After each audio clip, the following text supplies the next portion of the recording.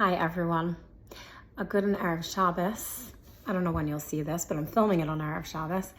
So I wanted to just bring a little clarity to this incredible act of divine providence that Candace Owens put this video of the Lubavitcher Rebbe, this 2-minute clip of the Lubavitcher Rebbe speaking in 770 in the main synagogue in Crown Heights, on Erev Rosh Hashanah, right before Rosh Hashanah, explaining to us what Rosh Hashanah is all about.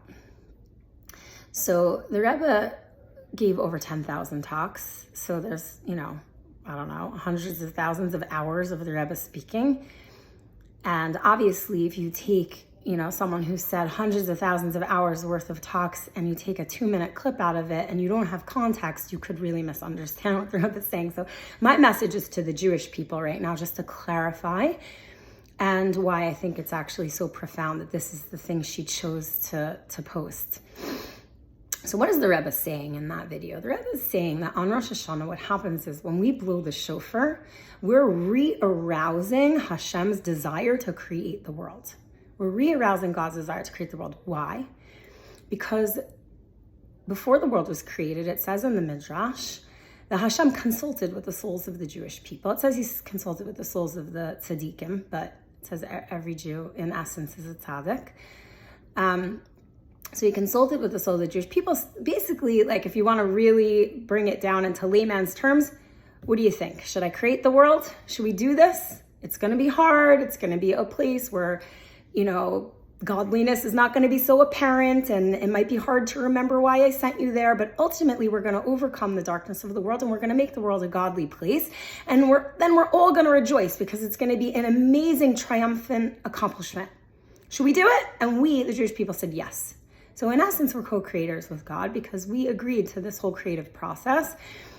We agreed to come down to a world where it's not necessarily apparent that there's a God and make this world a godly place filled with righteousness and truth and justice. And when we do that, the world becomes a place that's blessed spiritually and physically with everything that we need to serve God and live in this world peacefully and happily. So basically what the Rebbe was saying in that video, and the Rebbe kept saying we become balabas over the world, or we are balabas over the world, which basically means we're masters of the world. What does that mean? That could sound very concerning to someone who doesn't understand the context. But what it really means is God created the world because you agreed to make it a godly place. So if you do your mission, then the world will respond by becoming a really godly, blessed place. And then the whole world will thank you for doing your job. Okay? That's what the Rebbe meant. And so why do I think it's so astoundingly divine that this is what she chose to post? Because I think it's a message we need to hear. It says in Pirkei Avos, if you chase after honor, honor runs away from you.